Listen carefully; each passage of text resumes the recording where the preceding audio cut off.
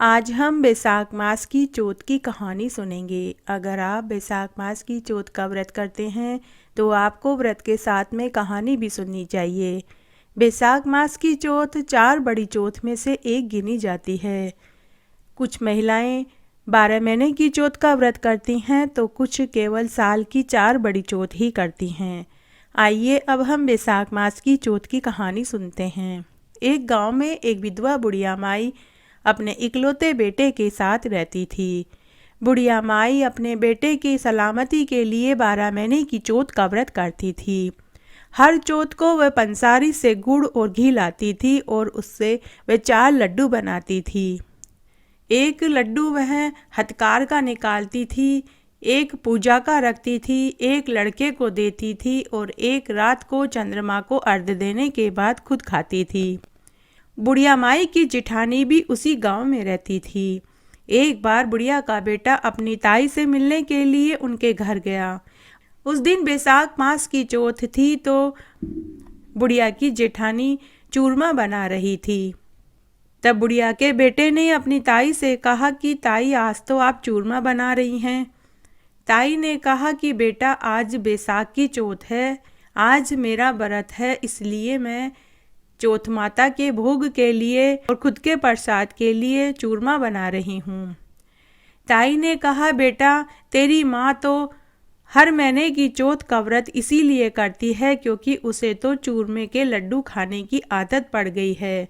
वह तो तेरी मेहनत की कमाई को चूरमे के लड्डू बना बना करके ख़त्म कर रही है। बेटा मेरी मान, तू तो बाहर गांव जाकर कमाने लग जा, क्योंकि कब तू पैसे इकट्ठे करेगा और कब तू शादी करेगा।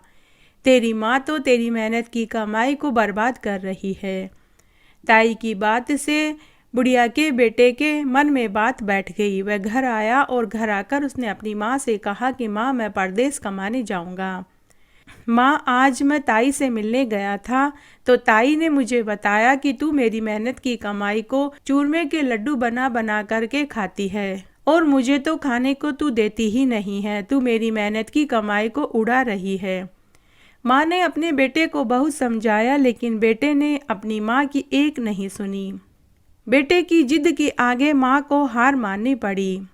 जब बेटा एक जोड़ी कपड़ा पोटली में बांध कर जाने लगा तो बुढ़िया ने अपने बेटे को चौथ माता के नाम के 5 आंखें देकर कहा कि बेटा, जब भी तुझे कोई कठिनाई या परेशानी आए तो एक आंखा फोड़ देना, चौथ माता तेरी रक्षा करेगी। बुढ़िया का बेटा आंखें लेकर अपने जेब में रख लेता है और परदेश कमाने के लिए चल पड़ता है। चलते चलते वह एक जंगल में से गुजरा। उस जंगल में बुढ़िया के बेटे को एक शेर दिखाई दिया। वह शेर बुढ़िया के बेटे के ऊपर झपटने ही वाला था कि बुढ़िया को माँ के दिए हुए आँखों की याद आई। उसने एक आँखा शेर की तरफ फेंका और चौथ माता को याद करने लगा कि हे चौथ माता, यदि मेरी माँ चौथ का व्रत मेरे लिए करती है तो यह शेर गाय बन जाए। तुरंत उसी समय वह शेर गाय बन गई। लड़के को महान आश्चर्य हुआ। वह मनी मन सोचने लगा कि माँ तो सच में मेरे ही लिए चौथ का व्रत करती थी, फिर ताई ने मुझे झूठ क्यों कहा। खैर, अब तो मैं कमाने के लिए निकल पड़ा हूँ तो मैं घर वापस नहीं जाऊँगा। ऐसे सोचकर वह फिर से आगे चल दिया। आगे जाने पर उसे एक नदी मिली जिसमें खूब पानी भरा हुआ था। आगे जाने का उसे रास्ता नहीं दिखाई दिया। तब बुढ़िया के बेटे ने वापस एक आंखा नदी में फेंक दिया और चौथ माता को याद करने लगा कि हे चौथ माता, यदि मेरी माँ चौथ का व्रत मेरे लिए करती है तो इस नदी के बीच में रास्ता बन जाए। उसी समय नदी के 2 पार्ट हो गए और नदी में बीच में रास्ता बन गया। बुढ़िया के बेटे को फिर वापस आश्चर्य हुआ। बुढ़िया के बेटे ने अपनी माँ को मनी मन अपनी गलती की क्षमा मांगी और वह मनी मन फिर से सोचने लगा कि ताई ने मुझे क्यों अपनी माँ के खिलाफ कर दिया। फिर वह अपनी माँ को याद करके आगे चल दिया। आगे जाने पर वह एक नगरी में पहुंचा। बुढ़िया के बेटे को बहुत भूख और प्यास लगी थी तो तब उसने एक झोपड़ी का दरवाज़ा खटखटाया। बुढ़िया के बेटे ने कहा कि क्या पीने को पानी और खाने को रोटी मिलेगी। तभी उसे अंदर किसी के रोने की आवाज़ सुनाई दी। बुढ़िया का बेटा दरवाजा धकेलकर अंदर झोपड़ी में गया तो उसने देखा कि वहाँ एक महिला अपने 13-14 साल के बच्चे के साथ बैठी रो रही थी। बुढ़िया के बेटे ने उस महिला से रोने का कारण पूछा तो उस महिला ने कहा कि बेटा, मेरा दुख ऐसा है कि इसे कोई दूर नहीं कर सकता। लेकिन बुढ़िया के बेटे ने कहा कि बहन, अगर आप बताएंगी नहीं तो मैं आपके दुख को कैसे दूर करूँगा।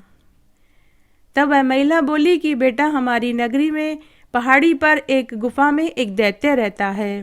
पहले वह नगरी में रोज आता था और लोगों को मारता था। तब राजा ने उस दैत्य से कहा कि रोज तुम्हारे खाने के लिए भोजन भेज दिया जाएगा, तुम नगर में मत आना। तब से वह दैत्य नगर में नहीं आता, लेकिन राजा की आज्ञा से रोज एक व्यक्ति की बलि दी जाती है और उस दैत्य के भोजन के लिए उसे भेजा जाता है। अभी थोड़ी देर में राजा के सिपाही आएंगे और मेरे बेटे को पकड़कर ले जाएंगे। आज मेरा बेटा उस दैत्य का भोजन बनेगा, इसीलिए मैं रो रही हूँ। बुढ़िया के बेटे ने कहा कि बहन, अगर तुम मुझे पीने को पानी और खाने को रोटी दे दोगी तो तुम्हारे लड़के के बदले में दैत्य के पास मैं चला जाऊंगा। महिला ने कहा कि नहीं, तूने मुझे बहन बोला है, इस नाते तू मेरा भाई हुआ। तू भी किसी का बेटा होगा, तेरी माँ भी तेरी राह देखती होगी। तू क्यों मेरे बेटे की बजाय उस दैत्य का भोजन बनना चाहता है? बुढ़िया के बेटे ने कहा कि बहन, मैंने तुझे वचन दिया है तो मैं तेरी रक्षा अवश्य करूँगा। तब उस महिला ने बुढ़िया के बेटे को भोजन खिलाया और ठंडा पानी पिलाया। खाना खाने के बाद थोड़ी देर बाद राजा के सिपाही आए। बुढ़िया का बेटा उन राजा के सिपाहियों के साथ चल दिया। राजा के सिपाही उसे ले जाकर दैत्य के पास सौंप दिया और राजा के सिपाही वहां से चले गए। तभी बुढ़िया के बेटे ने अपनी जेब में से एक आंखा निकाला और उस दैत्य के सामने फेंकते हुए बोला कि हे चौथ माता, अगर मेरी माता मेरे लिए चौथ का व्रत करती है तो इस दैत्य का सिर कट कर अलग हो जाए। उसी समय चौथ माता की कृपा से उस दैत्य का सिर कट गया। लड़के को बहुत खुशी हुई। जब नगर के लोगों को इस बात का पता लगा तो सब बहुत खुश हुए। तब उस महिला ने बुढ़िया के बेटे को ढेरों आशीर्वाद दिए। बुढ़िया का बेटा वहां से भी आगे चल दिया। आगे जाने पर वह एक दूसरी नगरी में पहुंचा। उस नगरी में आवा तब पकता था जब किसी मनुष्य की बलि दी जाती थी। उस नगर के राजा का यह आदेश था कि जो भी परदेसी इस नगर में आए उसी को आवे में चुन दिया जाए और आवे में डाल दिया जाए। जब राजा के सिपाहियों ने बुढ़िया के बेटे को देखा तो उन्होंने बुढ़िया के बेटे को पकड़कर आवे में बैठा दिया। बुढ़िया के बेटे ने चौथ माता का नाम लिया और एक आंखा फिर से आवे में डाल दिया और कहा कि हे चौथ माता, मेरी बलि दिए बिना ही यह आवा पक जाए। दूसरे दिन भंगिन झाड़ू लगाने आई तो एक कंकर उछलकर आवे में गिरा तो उसमें से टन की आवाज आई। भंगन ने जाकर यह बात राजा से कही।